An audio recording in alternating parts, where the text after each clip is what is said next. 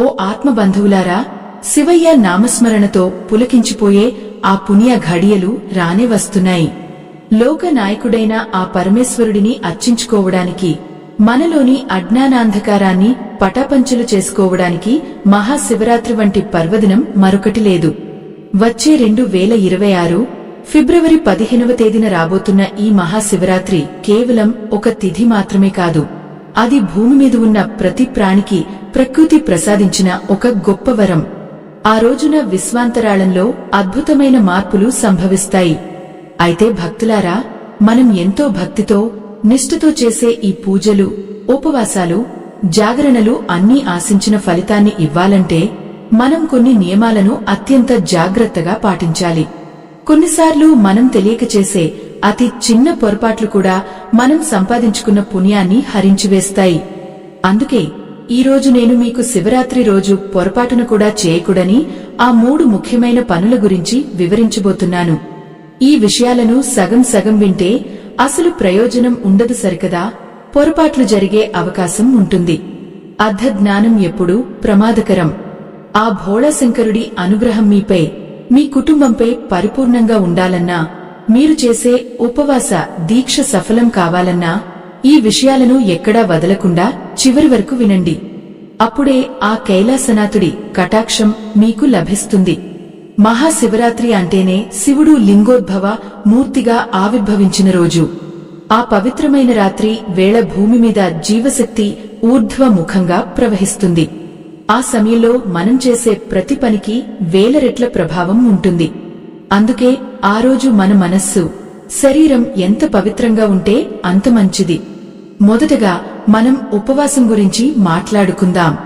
ఉపవాసం అంటే కేవలం ఆహారం తినకపోవడం మాత్రమే కాదు. ఉప అంటే దగ్గరగా, వాసం అంటే నివసించడం. అంటే ఆ రోజంతా మన మనస్సును ఆ పరమశివుడికి దగ్గరగా ఉంచడమే నిజమైన ఉపవాసం. చాలామంది భక్తులు రోజంతా ఉపవాసం ఉంటారు, కాని తెలియక కొన్ని పొరపాట్లు చేస్తుంటారు. ఉదాహరణకు, శివరాత్రి రోజు పగలు నిద్రపోవడం అనే విషయం గురించి శాస్త్రం ఏం చెబుతుందో మీకు తెలుసా? ఆ రోజున పగటి నిద్ర మన పుణ్య ఫలాన్ని ఎలా అడ్డుకుంటుందో లోతుగా తెలుసుకోవాలి.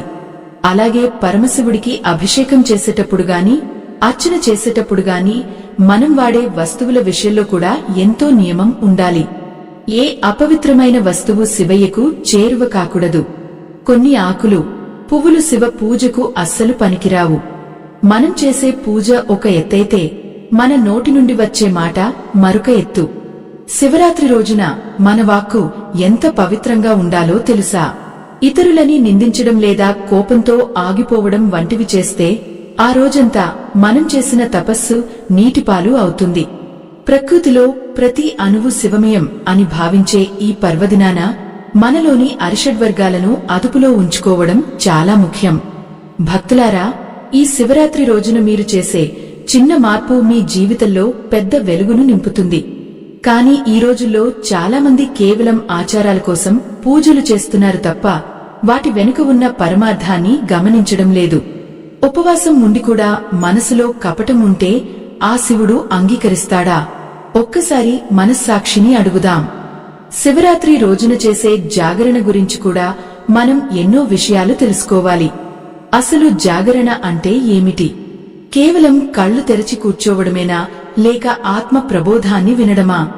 దీని వెనుక ఉన్న రహస్యం తెలిస్తే మీరు ఆశ్చర్యపోతారు. శివుడు లయకారుడు. మనలోని చెడు ఆలోచనలను, అశుభాలను లయం చేసి శుభాలను ప్రసాదించే దేవుడు ఆయన. అందుకే ఆ రోజు చేసే ప్రతి పని ఆ పరమాత్మకు అర్పితం కావాలి. అప్పుడే మన జన్మ ధన్యం అవుతుంది. ఇప్పుడు నేను చెప్పబోయే ఆ 3 తప్పుల గురించి మీరు వింటే ఇన్నాళ్లు మనం తెలియక ఏమైనా తప్పులు చేశామేమో అని మీకు అనిపించవచ్చు. కానీ చింతించకండి. తెలుసుకోవడమే జ్ఞానానికి మొదటి మెట్టు. ఆ శివయ్య కరుణతో మనం సరిదిద్దుకుందాం. ఆకాశం నుండి గంగను తన జటాజుటల్లో బంధించినట్లుగా మన అశాంత మనస్సును ఆ శివనామంతో బంధించాలి.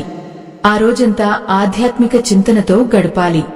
14 లోకాలకు అధిపతి అయిన ఆ శివుడిని ప్రసన్నం చేసుకోవడం చాలా సులభం, కానీ నియమం తప్పకూడదు.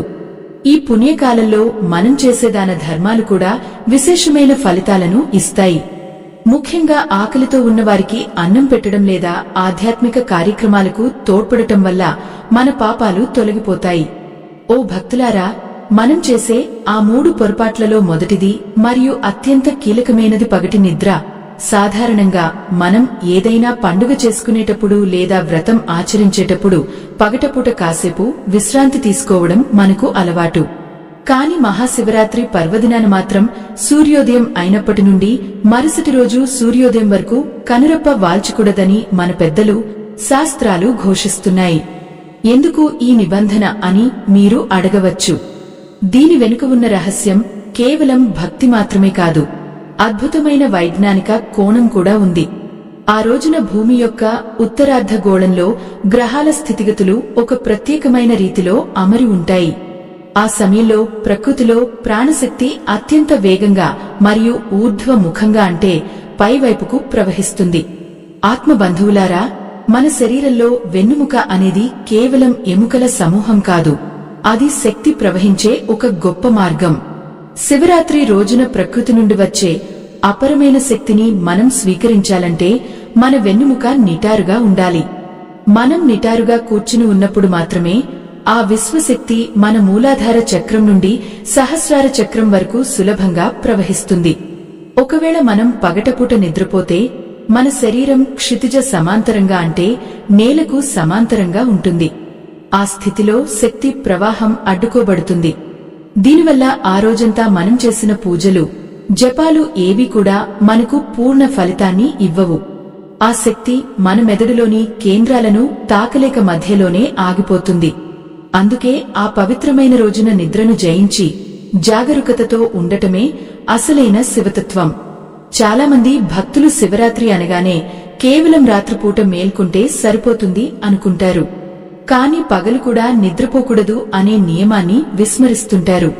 తెల్లవారుజామునే లేచి అభ్యంగన స్నానం చేసి ఉపవాసం మొదలుపెట్టిన తర్వాత కొందరు అలసట వల్ల మధ్యాహ్నం నిద్రపోతుంటారు.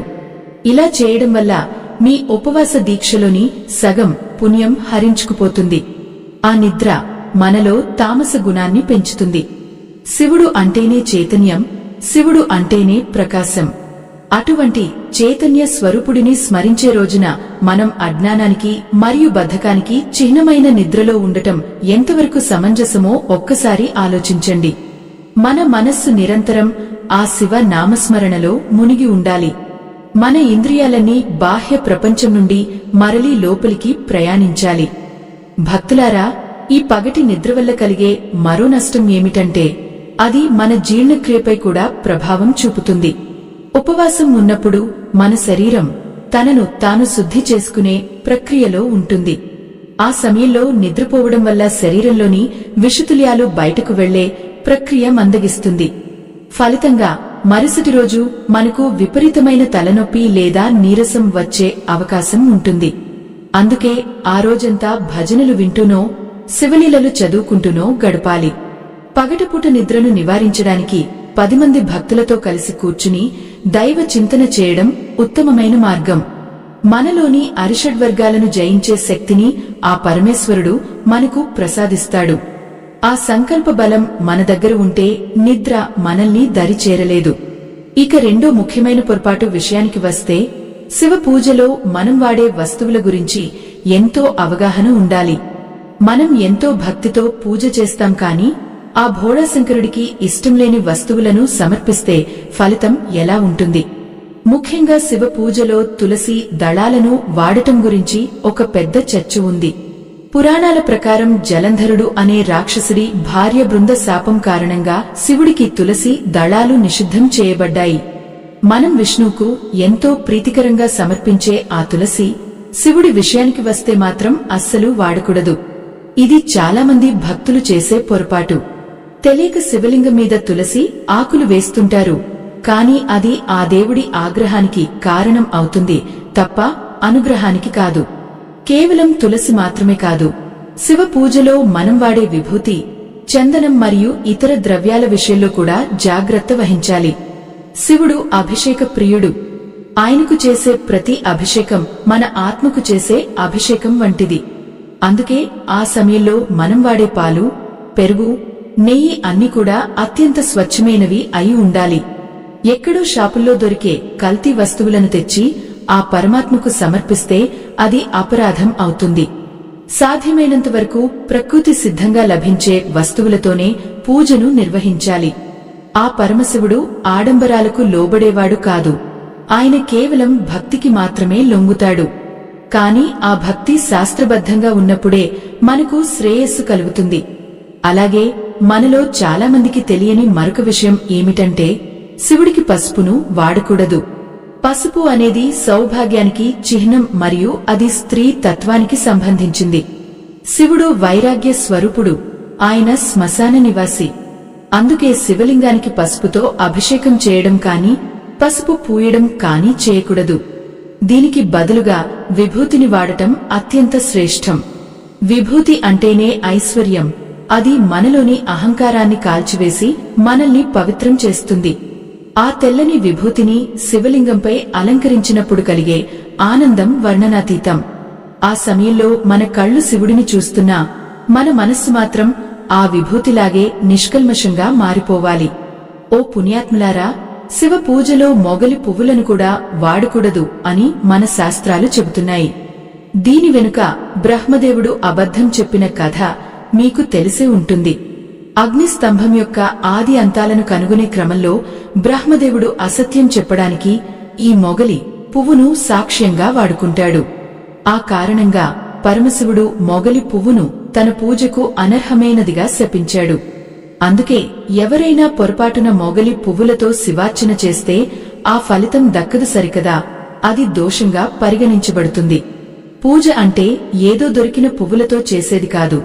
ఆ దైవానికి ఏది ఇష్టమో గ్రహించి చేసేది. ఆ జ్ఞానం కలిగినప్పుడే మన ఆరాధన పరిపూర్ణం అవుతుంది. మనం చేసే మూడవ తప్పు చాలా సూక్ష్మమైనది కాని అత్యంత ప్రమాదకరమైనది. అదే మన వాక్కు మరియు ప్రవర్తన. శివరాత్రి రోజున ఉపవాసం ఉన్నాం కదా అని ఆకలితోనో నిద్ర లేకనో ఇతరుల మీద కోపగించుకోవడం లేదా చిరాకు పడటం చాలా మంది చేస్తుంటారు. గుర్తుంచుకోండి భక్తులారా, మనం నోటి ద్వారా ఆహారం తీసుకోకపోవడం ఎంత ముఖ్యమో అదే నోటి ద్వారా ఇతరులను బాధపెట్టే మాటలు రాకుండా చూసుకోవడం అంతకంటే ముఖ్యం. ఆ రోజున ఎవరినీ నిందించకూడదు, ఎవరి గురించి చెడుగా మాట్లాడకూడదు. మనం అన్న ప్రతి మాట ఆ శివయ్య వింటున్నాడని భావించాలి. మన నోటి నుండి వచ్చే ప్రతి శబ్దం ఓంకారమే ఆ పరమాత్మను చేరుకోవాలి తప్ప పరుష పదాలు కాకూడదు. శివరాత్రి రోజున మన ఇంటికి ఎవరైనా అతిథులు వచ్చినా లేదా సహాయం కోరుతూ ఎవరైనా వచ్చినా వారిని అగౌరవపరచకూడదు. సాక్షాత్తు ఆ శివయ్యే ఏదో ఒక రూపంలో మనల్ని పరీక్షించడానికి రావచ్చు. మన పురాణాలలో ఇటువంటి కథలు ఎన్నో ఉన్నాయి. భక్తుడి పరీక్ష కోసం శివుడు వేటగాడి రూపంలోనో ముసలివాడి రూపంలోనో వచ్చి వారి భక్తిని పరీక్షించిన సందర్భాలు ఎన్నో. అందుకే ఆ రోజున అందరినీ శివ స్వరూపంగానే భావించి గౌరవించాలి. మనలో ఉన్న అహాన్ని వీడి అణకువతో మెలిగినప్పుడే ఆ పర్వదినం యొక్క విశిష్టత మనకు అర్థమవుతుంది. ఆత్మబంధువులారా, ఈ 3 నియమాలను గనుక మీరు పాటించగలిగితే మీరు చేసే మహాశివరాత్రి వ్రతం ఖచ్చితంగా ఆ కైలాసవాసుడిని చేరుతుంది. ఓ పుణ్యాత్ములారా, మనం చేసే 3వ పొరపాటైన ఆ వాక్కు మరియు ప్రవర్తన గురించి మరికొంత లోతుగా విశ్లేషించుకుందాం. శివరాత్రి రోజున ఉపవాసం ఉండేటప్పుడు చాలామంది చేసే అతి పెద్ద పొరపాటు ఏమిటంటే వారు కేవలం తమ కడుపును మాత్రమే మార్చుకుంటారు కాని తమలోని వికారాలను మాత్రం అదుపులో ఉంచుకోరు. ఆకలి వేస్తున్నప్పుడు మన శరీరంలో ఒక రకమైన అసహనం పెరుగుతుంది. ఆ సమయంలో పక్కన ఉన్నవారితో చిరాకు పడటం, చిన్న విషయానికే కోపంతో ఆగిపోవడం వంటివి చేస్తుంటారు. గుర్తుంచుకోండి, ఆ కోపం అనేది ఒక చిన్న నిప్పు కణిక వంటిది. అది మీరు ఆ రోజంతా ఎంతో కష్టపడి సంపాదించుకున్న పుణ్యం అనే పెద్ద రాశిని ఒక్క క్షణంలో బూడిద చేసేస్తుంది. అందుకే మన పెద్దలు శివరాత్రి నాడు మౌన వ్రతాన్ని పాటించమని చెబుతుంటారు. మౌనం అంటే కేవలం మాట్లాడకుండా ఉండటం కాదు, అనవసరమైన ఆలోచనలను కూడా కట్టిపడేయడం. మనం బయటకు మాట్లాడకపోయినా లోపల ఎవరినో తిట్టుకుంటూ ఉంటే అది శివయ్యకు తెలియదని అనుకుంటున్నారా? ఆ సర్వాంతర్యామికి మన మనసులోని ప్రతి కదలిక స్పష్టంగా తెలుస్తుంది. కాబట్టి ఆ పవిత్రమైన రోజున మీ నోటి నుండి వచ్చే ప్రతి మాట తేనె వంటి తీయదనంతో ఉండాలి. ఎదుటివారిని నొప్పించకుండా అందరినీ ఆదరించే గుణాన్ని అలవర్చుకోవాలి. అది కూడా ఒక రకమైన తపస్సే అని మీరు గ్రహించాలి. ఇక శివరాత్రి రోజున మనం తీసుకునే ఆహారం లేదా ఉపవాసం గురించి మరొక ముఖ్యమైన విషయం తెలుసుకోవాలి. చాలామంది ఉపవాసం అంటే ఏమీ తినకుండా ఉండటం అనుకుంటారు. కాని అందరి శరీర స్థితి ఒకేలా ఉండదు. వృద్ధులు, రోగులు, గర్భిణీలు మరియు చిన్న పిల్లల విషయంలో శాస్త్రం కొంత మినహాయింపు ఇచ్చింది. కేవలం ఉపవాసం పేరుతో ప్రాణాల మీదకు తెచ్చుకోవడం ఆ పరమేశ్వరుడు కూడా కోరుకోడు. మీరు పండ్లు కాని పాలు కాని తీసుకుంటూ ఆ శివయ్యను స్మరించినా అది ఉత్తమమైన ఉపవాసమే అవుతుంది. అయితే ఆహారం సాత్వికమైనదిగా ఉండాలి. ఉల్లి, వెల్లుల్లి వంటి తామస గుణాలను పెంచే పదార్థాలకు ఆ రోజు దూరంగా ఉండటం అత్యంత అవసరం. మరొక పొరపాటు ఏమిటంటే ఉపవాసం పేరుతో రోజంతా నిస్సత్తువగా పడుకుని ఉండటం. ఇలా ఉంటే అది ఉపవాసం అవ్వదు, కేవలం ఆకలితో అలమటించడం మాత్రమే అవుతుంది. అసలైన ఉపవాసం అంటే మన ఇంద్రియాలను జయించి ఆ దైవిక శక్తిని మనలో నింపుకోవడం. ఉపవాసం ఉన్నప్పుడు మన శరీరంలో జీర్ణక్రియకు పట్టే సమయం ఆదా అవుతుంది. ఆ ఆదా అయిన శక్తిని మనం జపం చేయడానికి, ధ్యానం చేయడానికి ఉపయోగించాలి. అలా చేసినప్పుడే ఆ ఉపవాసానికి ఒక సార్థకత ఏర్పడుతుంది. మన ప్రాణశక్తి మనలోని కుండలిని శక్తిని మేల్కొల్పడానికి సిద్ధంగా ఉన్న ఆ సమయంలో మనం అనవసరమైన విషయాలపై మనసును మరల్చకూడదు. శివార్చనలో బిల్వపత్రాల విశిష్టత గురించి కూడా మనం చర్చించుకోవాలి. శివుడికి అత్యంత ప్రీతికరమైనది ఈ 3 ఆకుల బిల్వపత్రం. ఇది మన త్రిగుణాలకు అంటే సత్వ, రజ, తమ గుణాలకు ప్రతీక. అలాగే ఇది మన స్థూల, సూక్ష్మ మరియు కారణ శరీరాలను కూడా సూచిస్తుంది. శివరాత్రి రోజున ఒక బిల్వపత్రాన్ని భక్తితో సమర్పిస్తే అది 3 జన్మల పాపాలను పోగొడుతుందని పురాణాలు చెబుతున్నాయి. కాని ఈ బిల్వపత్రాలను కోసేటప్పుడు కూడా కొన్ని నియమాలు ఉంటాయి. చతుర్థి, అష్టమి, నవమి, చతుర్దశి మరియు అమావాస్య తిథుల్లో బిల్వపత్రాలను చెట్టు నుండి కోయకూడదు అని శాస్త్రం చెబుతోంది. అందుకే శివరాత్రి రోజున శివార్చన కోసం బిల్వపత్రాలను ఒకరోజు ముందే సేకరించి పెట్టుకోవడం ఉత్తమం. ఒకవేళ ఆ రోజున మీకు తాజా బిల్వపత్రాలు దొరకకపోతే శివలింగంపై ఇప్పటికే సమర్పించిన ఆకులను శుభ్రంగా కడిగి మళ్లీ ఉపయోగించవచ్చు. దీనికి శాస్త్రం అనుమతి ఇస్తుంది. ఎందుకంటే బిల్వపత్రం ఎప్పటికీ పవిత్రమైనదే. అయితే ఆ ఆకులు ఎక్కడా విరిగి ఉండకూడదు, పురుగులు తిన్న గుర్తులు ఉండకూడదు. అంత పవిత్రంగా ఆ బిల్వపత్రాలను ఆ మహేశ్వరుడికి సమర్పించాలి. ఆకును లింగంపై ఉంచినప్పుడు ఆ స్పర్శ మనలోని అహంకారాన్ని కరిగించి వేయాలి. భక్తులారా, మనం ఇప్పుడు చేసే మరొక ముఖ్యమైన తప్పును గమనించాలి. అది జాగరణకు సంబంధించినది. రాత్రంతా మేల్కొనడమే జాగరణ అని మనం భావిస్తాం. కాని ఆ మేల్కొనడం ఎలా ఉండాలి? ఈ రోజుల్లో మనం చూస్తున్నాం, చాలామంది రాత్రంతా మేల్కొనడానికి చలనచిత్రాలు చూడటం, సెల్ ఫోన్లలో కాలక్షేపం చేయడం లేదా కబుర్లు చెప్పుకుంటూ గడపడం చేస్తున్నారు. ఇది అస్సలు జాగరణ కాదు. ఇది కేవలం మీ ఆరోగ్యాన్ని పాడు చేసుకోవడమే. శివరాత్రి నాటి జాగరణ అంటే మనలోని జ్ఞాననేత్రాన్ని మేల్కొల్పడం. ఆ రాత్రివేళ ఆ పరమశివుడు లింగోద్భవ మూర్తిగా దర్శనమిచ్చే పవిత్ర సమయం. ఆ సమయంలో మనం చేయవలసిన పని ఏమిటంటే ప్రశాంతంగా కూర్చుని శివ పంచాక్షరి మంత్రాన్ని జపించడం. ఓం నమః శివాయ అనే మంత్రం వెనుక అపరమైన శక్తి ఉంది. అది మన 5 ఇంద్రియాలను నియంత్రిస్తుంది. ఆ మంత్రనాదం మన శరీరంలోని ప్రతి కణాన్ని తాకాలి. అలా ధ్యానంలో ఉండి రాత్రంతా గడిపితే ఆ తర్వాత మనకు కలిగే ఆనందం మరియు శక్తి అద్భుతంగా ఉంటాయి. నిద్రను జయించడం అంటే మనలోని అజ్ఞానాన్ని జయించడమే.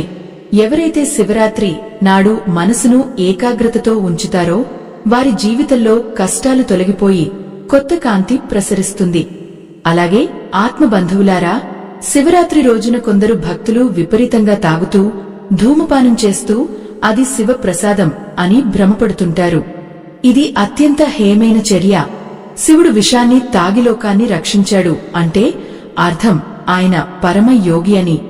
ఆయన చర్యలను మనం తప్పుడు మార్గంలో అనుకరించడం మహాపాపం. మత్తు పదార్థాలను సేవించి చేసే పూజలు ఆ భోళాశంకరుడికి ఎన్నటికీ చేరువ కావు.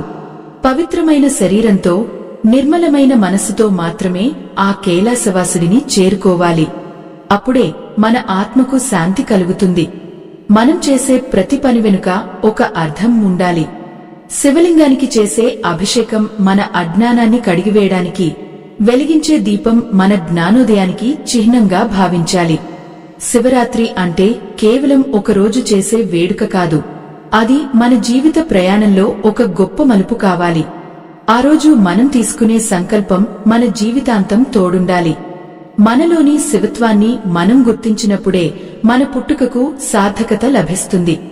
భక్తులారా, ఈ నియమాలన్నీ వినడానికి కఠినంగా అనిపించినా వాటిని పాటించడం వల్ల కలిగే ప్రయోజనం అనంతం. ఈ లోకంలో ప్రతి జీవి శివస్వరూపమే. ఆ భావనతో మనం మెలిగినప్పుడు మనకు ఏ విధమైన శత్రువులు ఉండరు. శివరాత్రి పర్వదినాన ఈ సత్యాలను గ్రహించి మన ప్రవర్తనలో మార్పు తెచ్చుకోవాలి. అప్పుడే మనం చేసే ఉపవాసం, జాగరణ మరియు అర్చనలకు పరిపూర్ణమైన ఫలితం లభిస్తుంది. ఆ ముక్కంటి దేవుడు మనపై కరుణా కటాక్షాలను కురిపిస్తాడు. ఈ ప్రయాణంలో మనకు తెలియకుండానే ఎన్నో అద్భుతాలు జరుగుతాయి. ఆ రహస్యాలను తెలుసుకోవడానికి మనం ఇంకా లోతుగా ప్రయాణం చేయాలి. ఆ శివయ్య కృపతో మనం మరిన్ని విషయాలు తెలుసుకుందాం. ఓ ఆత్మబంధువులారా, ఈ పవిత్రమైన రాత్రిని మనం 4 జాములుగా విభజించుకుని ఆ పరమేశ్వరుడిని ఆరాధించాలి. ప్రతి జాముకు ఒక ప్రత్యేకత, ఒక అంతరార్థం దాగి ఉంది. మొదటి జాము సాయంత్రం 6 గంటల నుండి ప్రారంభమవుతుంది. ఈ సమయంలో ఆ భోళాశంకరుడిని పంచామృతాలతో అభిషేకించడం ఎంతో శ్రేయస్కరం.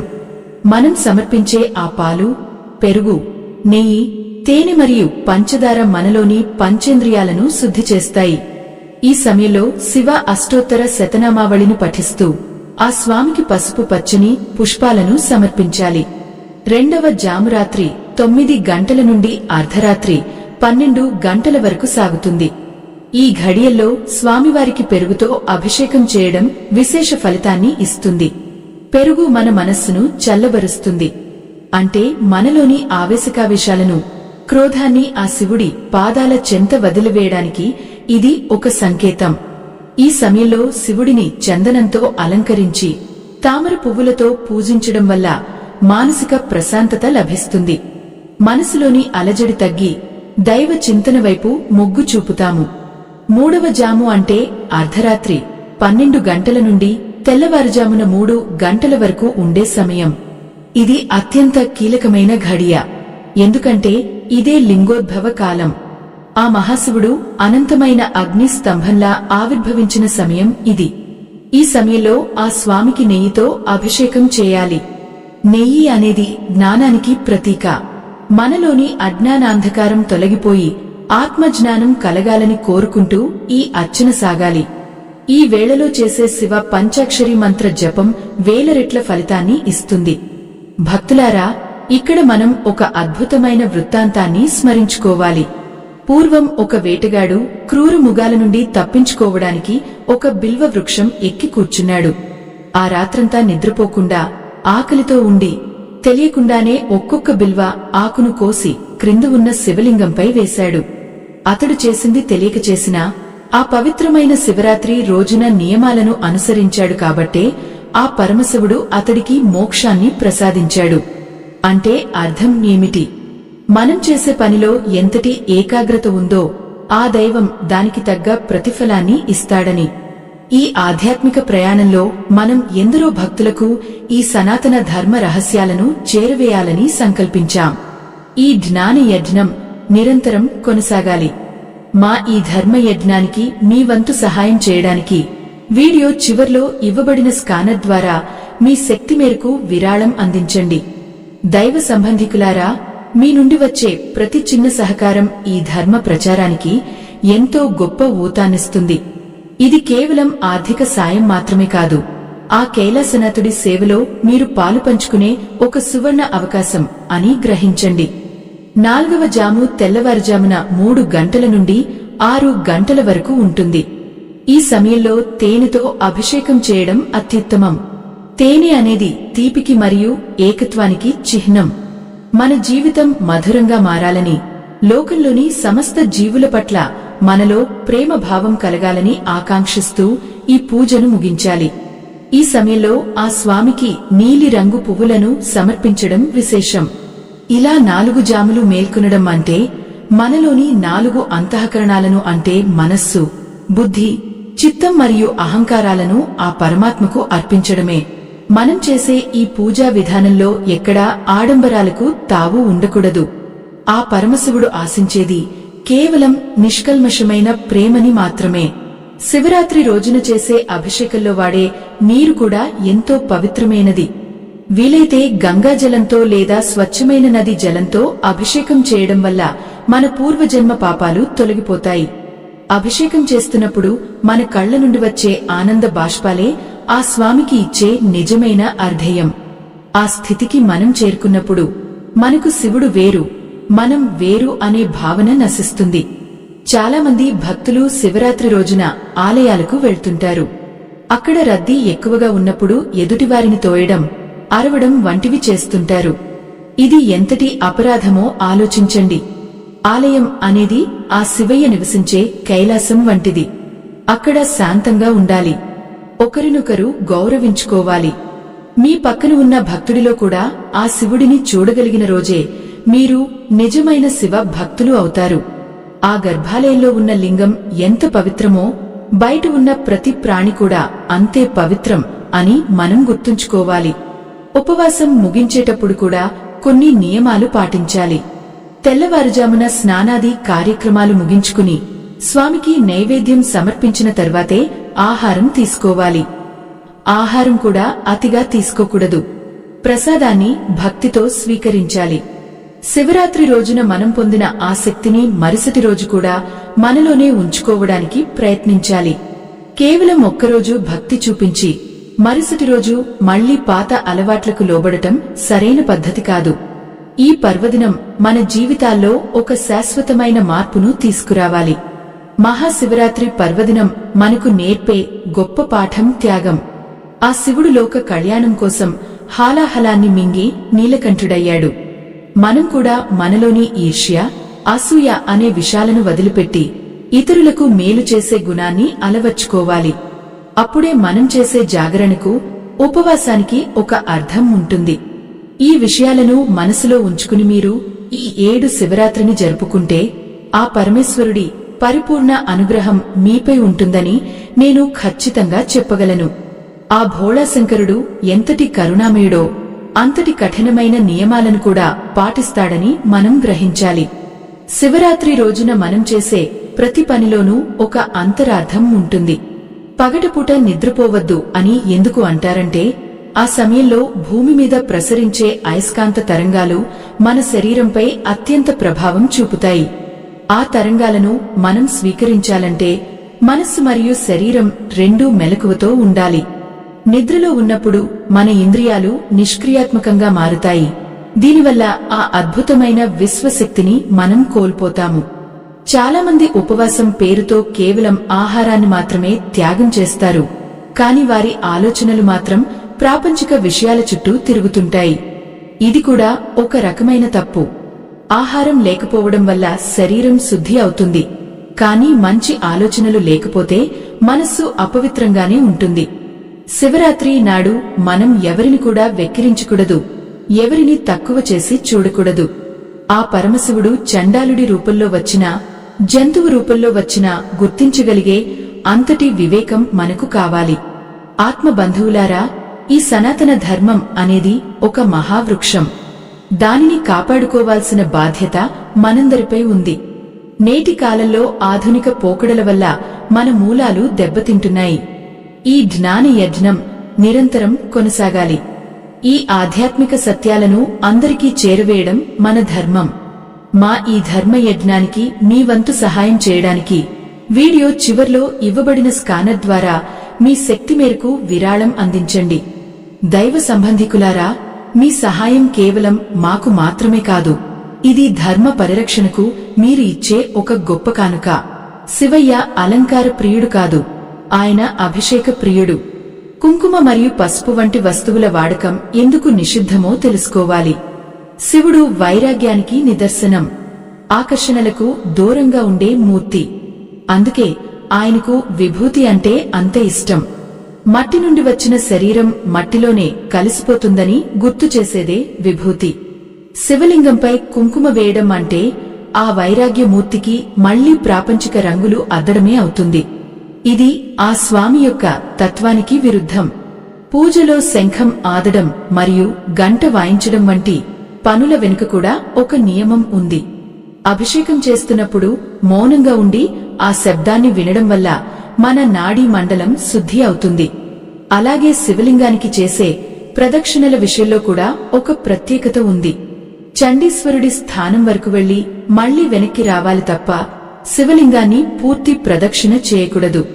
సోమసూత్రం దాటకూడదు అనే నియమాన్ని మనం పాటించాలి. ఇలాంటి చిన్న చిన్న విషయాలే మన భక్తికి పరిపూర్ణతను తెస్తాయి. శివరాత్రి అంటేనే చీకటి నుండి వెలుగులోకి ప్రయాణం. మనలోని అరిషడ్వర్గాలను అంటే కామ, క్రోధ, లోభ, మోహ, మద, మాత్సర్యాలను ఆ శివలింగం సాక్షిగా వదిలివేయాలి. అదే మనం చేసే నిజమైన అర్చన. మీరు సమర్పించే ఆ 3 ఆకుల బిల్వపత్రం ఆ 3 గుణాల త్యాగానికి చిహ్నం కావాలి. శివయ్యకు మీరు ఏది ఇచ్చినా ఆయన స్వీకరిస్తాడు. కాని అది అర్పించేటప్పుడు మీ మనస్సు నిర్మలంగా ఉండాలి. కపటంతో చేసే కోటి పూజల కంటే నిష్కల్మషమైన మనసుతో ఇచ్చే ఒక గ్లాసు నీరు ఆ స్వామికి ఎంతో ప్రీతికరం. భక్తులారా, శివరాత్రి రోజున మత్తు పదార్థాలకు ఎందుకు దూరంగా ఉండాలో తెలుసా? చాలామంది శివుడు గంజాయి తాగుతాడు అని తప్పుడు ప్రచారం చేస్తారు. అది ముమ్మాటికి అబద్ధం. శివుడు యోగేశ్వరుడు. ఆయన స్థితి మత్తులో కాదు, పరమానంద స్థితిలో ఉంటుంది. మనం కూడా ఆ స్థితిని అందుకోవడానికి ప్రయత్నించాలి తప్ప మనస్సును మత్తుకు బానిస చేయకూడదు. ఆ రోజున మన బుద్ధి అత్యంత చైతన్యవంతంగా ఉండాలి. జ్ఞానోదయం కలగవలసిన సమయంలో అజ్ఞానంలో మునిగిపోవడం ఎంతటి దౌర్భాగ్యం. మరో ముఖ్యమైన విషయం ఏమిటంటే శివరాత్రి రోజున ఇంటిని పవిత్రంగా ఉంచుకోవాలి. అనవసరమైన గొడవలు, కేకులు లేకుండా చూసుకోవాలి. ఆ ఇంట్లో నిరంతరం శివనామం ప్రతిధ్వనించాలి. మనం చేసే జపం మన చుట్టూ ఉన్న వాతావరణాన్ని కూడా మారుస్తుంది. మీ ఇంట్లో ఉన్న ప్రతి ఒక్కరూ ఆ రోజంతా ఏదో ఒక రూపంలో దైవ చింతనలో ఉండేలా చూసుకోండి. అప్పుడు ఆ ఇల్లే కైలాసంగా మారుతుంది. ఆ పరమేశ్వరుడి అనుగ్రహం ఆ ఇంటిపై ఎల్లప్పుడూ ఉంటుంది. ఈ పర్వదినం మనకు ఇచ్చే గొప్ప అవకాశం ఏమిటంటే గతాన్ని మర్చిపోయి కొత్తగా జీవించడం. మనం చేసిన తప్పులను ఆ శివుడి ముందు ఒప్పుకుని ఇకపై మంచి మార్గంలో నడుస్తామని ప్రతిజ్ఞ చేయాలి. ఆ సంకల్ప బలమే మనల్ని ముందుకు నడిపిస్తుంది. శివరాత్రి రోజున మీరు చేసే ఆ ఒక్క మంచి నిర్ణయం మీ జీవిత గమనాన్ని మార్చివేస్తుంది. అందుకే ఆ సమయాన్ని వృధా చేయకండి. ప్రతి నిమిషం ఆ పరమాత్మతో అనుసంధానం కావడానికి ప్రయత్నించండి. ఆత్మ బంధువులారా, ఈ శివరాత్రి వ్రతం వెనుక ఉన్న పరమార్థం మన ఆత్మ సాక్షాత్కారం. మనం ఎక్కడి నుండి వచ్చామో, ఎక్కడికి వెళ్తామో తెలుసుకోవడమే నిజమైన జ్ఞానం. ఆ జ్ఞానాన్ని ప్రసాదించేవాడు ఆ ముక్కంటి దేవుడు. ఆయన వెలిగించిన జ్ఞాన జ్యోతి మనలో ఎప్పటికీ ఆరిపోకుండా చూసుకోవాలి. ఈ నియమాలన్నీ కేవలం కట్టుబాట్లు కావు. ఇవి మనల్ని ఉన్నత స్థితికి తీసుకెళ్లే సోపానాలు. వీటిని పాటిస్తూ ఆ మహేశ్వరుడి కృపకు పాత్రులవుదాం. ఓ పుణ్యాత్ములారా, మనలోని అంతరంగ ప్రయాణంలో వాక్కుకు ఉన్న ప్రాముఖ్యతను తక్కువ అంచనా వేయకండి. శివరాత్రి రోజున మనం ఒకరిని నిందించడం లేదా తక్కువ చేసి మాట్లాడటం అంటే ఆ వ్యక్తిలో ఉన్న పరమాత్మను అవమానించడమే.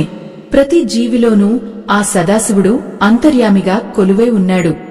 మనం ఎదుటివారిని దూషించినప్పుడు ఆ దూషణ నేరుగా ఆ కైలాసవాసుడికే చేరుతుంది.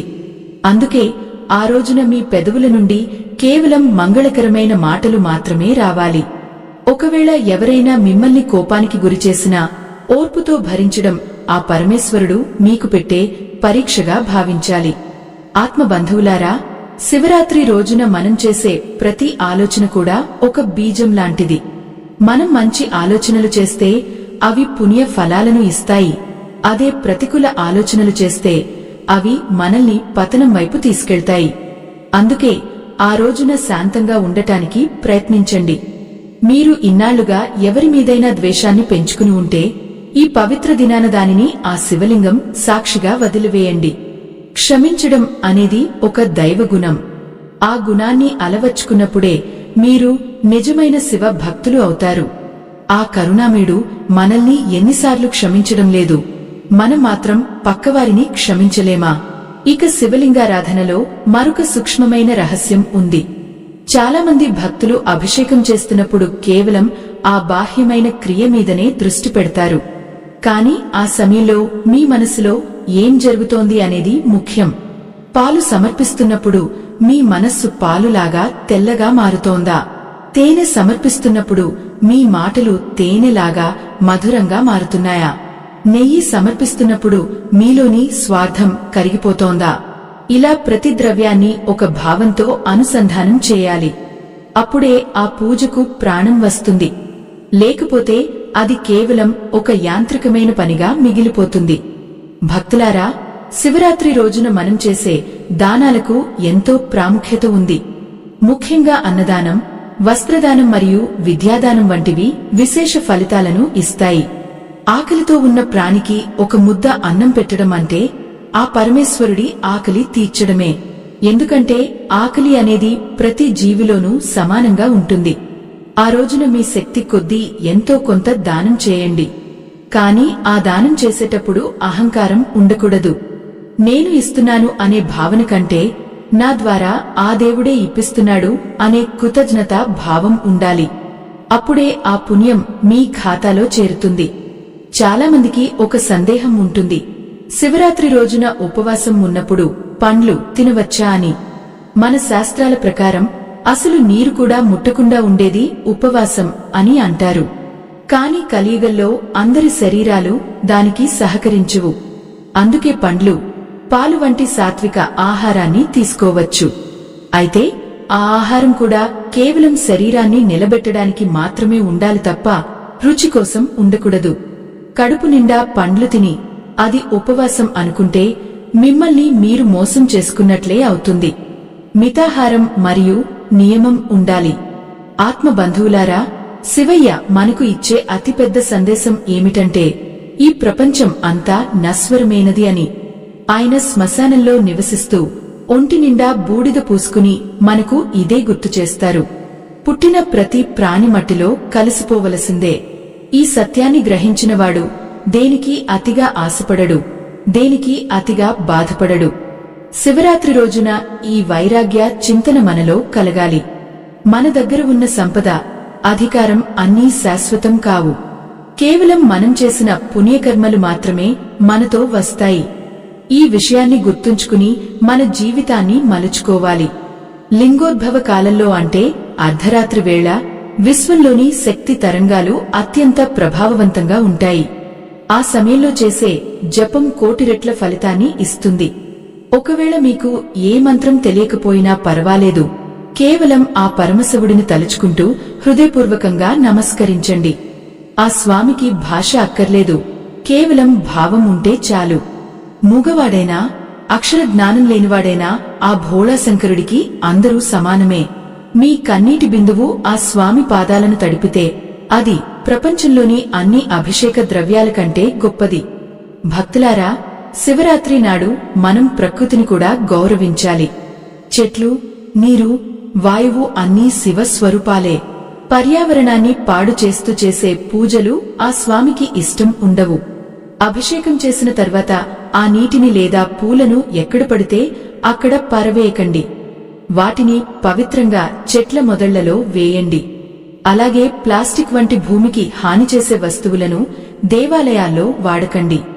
ప్రకృతిని ప్రేమిస్తే ప్రకృతికి నాథుడైన ఆ పరమేశ్వరుడిని ప్రేమించినట్లే.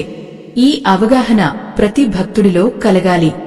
వచ్చే 2026 ఫిబ్రవరి 15వ తేదీన రాబోయే ఈ శివరాత్రి మనందరి జీవితాల్లో ఒక కొత్త వెలుగును తీసుకురావాలి.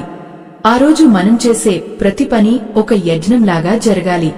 మనలోని అరిషడ్వర్గాలను ఆ శివాగ్నిలో దహనం చేయాలి. అప్పుడు మాత్రమే మనం పవిత్రంగా మారుతాము. పవిత్రమైన మనస్సు ఉన్న చోట ఆ పరమేశ్వరుడు స్వయంగా కొలువై ఉంటాడు. మన హృదయమే కైలాసం కావాలి, మన శ్వాస శివ నామం కావాలి. అటువంటి స్థితిని పొందేందుకు ఈ శివరాత్రి మనకు ఒక గొప్ప అవకాశం. ఆత్మబంధువులారా, ఈ ప్రయాణంలో మనం ఎన్నో అద్భుతాలను చూస్తాం. భక్తి అనేది ఒక సముద్రం లాంటిది. అందులో ఎంత లోతుకు వెళ్తే అన్ని రత్నాలు దొరుకుతాయి. మనం ఇప్పుడు చెప్పుకున్న నియమాలు, సూత్రాలు అన్నీ మిమ్మల్ని ఆ దరి చేర్చే నావలు మాత్రమే. ప్రయాణం చేయాల్సింది మాత్రం మీరే. మీ సంకల్పం బలంగా ఉంటే ఆ పరమశివుడే స్వయంగా వచ్చి మీకు మార్గం చూపిస్తాడు. ఈ రాత్రివేళ ఆ స్వామిని మనసారా ప్రార్థిద్దాం. మన లోపల ఉన్న చీకటిని తొలగించి జ్ఞాన దీపాన్ని వెలిగించమని కోరుకుందాం. ఆత్మబంధువులారా, ఆ పరమేశ్వరుడి జటాజుటంలో కొలువై ఉన్న ఆ చంద్రవంక మనకు ఏమి బోధిస్తుందో ఎప్పుడైనా ఆలోచించారా? మన మనస్సు అనేది చంద్రుడితో సమానం. మనస్సు ఎప్పుడూ చంచలంగా అనేక ఆలోచనలతో నిండి ఉంటుంది. ఆ చంచలమైన మనస్సును అదుపులో ఉంచుకుని దానిని దైవ చింతన వైపు మళ్లించినప్పుడే మనం పరమాత్మను చేరుకోగలం. శివరాత్రి పర్వదినాన మనం చేసే ఆరాధన మన మనస్సును ఆ చంద్రుడిలాగే ప్రకాశవంతంగా, ప్రశాంతంగా మార్చాలి. మనలో చాలామంది శివరాత్రి రోజున ఉపవాసం ఉంటారు, కాని మనస్సులో మాత్రం అనేక కోరికలు, అసూయలు మోస్తుంటారు. ఆ కోరికలే మనల్ని బంధించే గొలుసులు. ఆ గొలుసులను తెంచుకోవడానికి ఈ పవిత్ర దినం ఒక గొప్ప అవకాశం. శివుడి మెడలో ఉన్న పామును చూడండి. అది మృత్యువుకు, భయానికి చిహ్నం. కాని ఆ భోళాశంకరుడు దానిని ఆభరణంగా మార్చుకున్నాడు. అంటే అర్థం ఏమిటి? మనం మనలోని భయాలను, నెగిటివ్ ఆలోచనలను జయించి వాటిని మన ఎదుగుదలకు సోపానాలుగా మార్చుకోవాలి. భక్తులారా, శివరాత్రి రోజున మనం చేసే ప్రతి పని వెనుక ఒక గొప్ప శాస్త్రీయ రహస్యం దాగి ఉంది. ఆ రాత్రి వేళ భూమి మీద ప్రసరించే శక్తులు మన వెన్నుముక ద్వారా మెదడును చేరుతాయి. అందుకే నిటారుగా కూర్చుని చేసే జపం మన జ్ఞాపక శక్తిని, ఆలోచన శక్తిని పెంచుతుంది. ఇది కేవలం ఆధ్యాత్మికం మాత్రమే కాదు, మన శారీరక, మానసిక ఆరోగ్యానికి కూడా ఎంతో మేలు చేస్తుంది. ఈ సత్యాన్ని గ్రహించి మీరు జాగరణ చేస్తే ఆ అనుభూతి జీవితాంతం గుర్తుంటుంది. ఇంతటి గొప్ప విశేషాలు కలిగిన మన సనాతన ధర్మాన్ని, ఈ ఆధ్యాత్మిక రహస్యాలను నేటి తరానికి అందించడం మనందరి బాధ్యత. నేటి సమాజంలో ఎంతోమంది ఈ సత్యాలను తెలియక తప్పుడు మార్గాల్లో వెళ్తున్నారు. వారిని సరైన దారిలో నడిపించడానికి, ఈ జ్ఞాన జ్యోతిని 10 మందికి పంచడానికి మేము నిరంతరం కృషి చేస్తున్నాము. ఈ పవిత్ర ప్రయాణంలో మీ భాగస్వామ్యం మాకు ఎంతో అవసరం. మా ఈ ధర్మయజ్ఞానికి మీ వంతు సహాయం చేయడానికి వీడియో చివర్లో ఇవ్వబడిన స్కానర్ ద్వారా మీ శక్తి మేరకు విరాళం అందించండి. దైవ సంబంధికులారా, మీరు అందించే ఈ చిన్న విరాళం ధర్మ ప్రచారానికి, ఆలయాల పునరుద్ధరణకు మరియు పేద విద్యార్థుల చదువులకు ఎంతో ఉపయోగపడుతుంది. ఇది కేవలం డబ్బు మాత్రమే కాదు, ఆ శివయ్య సేవలో మీరు వేసే ఒక అడుగు. ఆ మహాదేవుడు మీ నిస్వార్థ సేవను తప్పక గుర్తిస్తాడు. ఆత్మబంధువులారా, శివరాత్రి రోజున మనం చేసే మరొక తప్పు ఏమిటంటే ఎదుటివారి తప్పులను వెతకడం. ఎవరో ఉపవాసం సరిగ్గా చేయడం లేదని, ఎవరో పూజ పద్ధతిగా చేయడం లేదని విమర్శిస్తుంటాం. గుర్తుంచుకోండి, భక్తి అనేది ఎవరి వ్యక్తిగత విషయం వారిది. మనం ఎవరినీ తీర్పు తీర్చే అధికారం లేదు. ఆ శివయ్యకు ఎవరి మనస్సు ఎలా ఉందో బాగా తెలుసు. మనం చేయవలసిందల్లా మన భక్తిని పటిష్టం చేసుకోవడమే. శివరాత్రి నాడు మనం చేసే అభిషేకంలో వాడే పాలు మన పాపాలను కడిగివేస్తాయి. పెరుగు మన బుద్ధిని స్థిరపరుస్తుంది. తేనె మన మాటను మధురంగా మారుస్తుంది. నెయ్యి మనకు జ్ఞానోదయం కలిగిస్తుంది. ఈ భావనలతో మీరు అభిషేకం చేస్తే ఆ శివలింగం నుండి వెలువడే తరంగాలు మీ ఇంట్లోని ప్రతికూల శక్తిని తొలగించి ఒక దివ్యమైన వాతావరణాన్ని సృష్టిస్తాయి. ఆ సమయంలో మీ ఇల్లంతా శివనామ స్మరణతో ప్రతిధ్వనించాలి. ప్రతి సంవత్సరం శివరాత్రి వస్తుంది, కాని మనం ఎంతవరకు మారాము అన్నది ముఖ్యం. గతేడాది కంటే ఈ ఏడాది మనలో ఎంతటి శాంతి పెరిగింది, ఎంతటి వివేకం కలిగింది అని మనల్ని మనం ప్రశ్నించుకోవాలి. మార్పు అనేది బయట కాదు, లోపల జరగాలి. మనలోని అహంకారం తగ్గినప్పుడే మనలో దైవత్వం పెరుగుతుంది. ఆ అహంకారాన్ని శివార్పణం చేయడమే ఈ వ్రతం యొక్క అసలైన ఉద్దేశం. మనం చేసే పూజలో నిబద్ధత ఉండాలి. శివరాత్రి రోజున ఏదో మొక్కుబడిగా గుడికి వెళ్లి రావడమే కాకుండా కనీసం కాసేపు ఏకాంతంగా కూర్చుని ఆత్మ విచారణ చేయాలి. నేను ఎవరు, ఈ ప్రపంచంలో నా పాత్ర ఏమిటి, నేను ఆ పరమేశ్వరుడికి ఎలా చేరువ కావాలి అని ఆలోచించాలి. ఆ నిశ్శబ్దంలోనే దేవుడి స్వరం మీకు వినిపిస్తుంది. ఆ స్వరం మిమ్మల్ని సరైన మార్గంలో నడిపిస్తుంది. భక్తులారా, ఈ శివరాత్రి పర్వదినాన మీరందరూ పైన చెప్పిన 3 తప్పులను చేయకుండా అత్యంత భక్తితో, శ్రద్ధతో వ్రతాన్ని ఆచరిస్తారని నేను ఆశిస్తున్నాను. ఆ ముక్కంటి దేవుడు మీపై కరుణా కటాక్షాలను కురిపించి మీకు ఆయురారోగ్య ఐశ్వర్యాలను ప్రసాదించాలని మనసారా కోరుకుంటున్నాను. ఈ ఆధ్యాత్మిక యాత్ర ఇక్కడితో ముగియదు. మనం ఇంకా తెలుసుకోవలసిన రహస్యాలు ఎన్నో ఉన్నాయి. ఆ కైలాసవాసుడి కృపతో మనం ఈ సంప్రదాయాన్ని గౌరవిస్తూ మన సంస్కృతిని కాపాడుకుందాం. శివరాత్రి అంటే కేవలం ఒక రాత్రి చేసే జాగరణ కాదు, అది మన ఆత్మను మేల్కొల్పే ఒక నిత్య ప్రక్రియ. ఆ చైతన్యం మీలో ఎల్లప్పుడూ ఉండాలని ఆశిస్తున్నాను. వచ్చే భాగంలో ఉపవాస విరమణ గురించి మరియు శివరాత్రి తర్వాత మనం పాటించవలసిన కొన్ని ముఖ్యమైన విషయాల గురించి మాట్లాడుకుందాం. శివరాత్రి మరుసటి రోజు తెల్లవారుజామున ఆకాశంలో నక్షత్రాలు కనుమరుగవుతున్న వేళ మనలో ఒక కొత్త చైతన్యం వెల్లివిరుస్తుంది.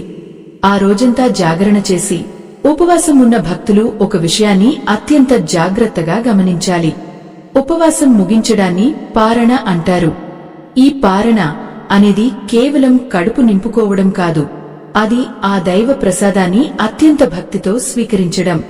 పారణ చేసే ముందు మళ్లీ ఒకసారి స్నానం చేసి పరమశివుడిని మనసారా స్మరించుకోవాలి. వీలైతే దగ్గరలో ఉన్న శివాలయానికి వెళ్లి స్వామికి నైవేద్యం సమర్పించిన తర్వాతే మనం ఆహారం తీసుకోవాలి. కాని గుర్తుంచుకోండి ఆత్మబంధువులారా, రోజంతా ఆకలితో ఉన్నాం కదా అని ఒక్కసారిగా విపరీతంగా ఆహారం తీసుకోవద్దు. లఘు ఆహారం అంటే తేలికగా జీర్ణమయ్యే పదార్థాలను తీసుకోవడం వల్ల మన ఆరోగ్యం దెబ్బతినకుండా ఉంటుంది. ఈ మహాశివరాత్రి పర్వదినాన మనం నేర్చుకున్న పాఠాలు మన జీవితాంతం గుర్తుండాలి. శివుడు తన తలమీద గంగను, చంద్రుడిని ధరించి ఎలాగైతే శాంతంగా ఉంటాడో, మనం కూడా ఎన్ని కష్టాలు వచ్చినా మనస్సును ప్రశాంతంగా ఉంచుకోవాలి. మనలోని అరిషడ్వర్గాలను జయించినప్పుడే మనకు అసలైన ముక్తి లభిస్తుంది. ఈ పవిత్రమైన రోజున మనం చేసిన ప్రతి జపం, ప్రతి ధ్యానం మన ఆత్మను శుద్ధి చేస్తుంది. ఆత్మ బంధువులారా, మనం ఈ ప్రయాణంలో చర్చించుకున్న ఆ 3 ముఖ్యమైన పొరపాట్లను మళ్లీ ఒక్కసారి మననం చేసుకుందాం.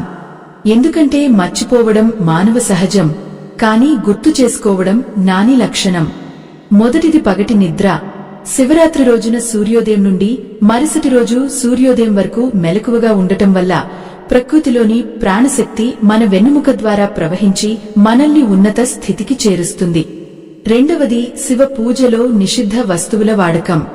ఆ భోళాశంకరుడికి ఇష్టంలేని తులసి దళాలు, పసుపు, మొగలి పువ్వు వంటివి సమర్పించి అనవసరమైన దోషాలను మూటగట్టుకోకండి.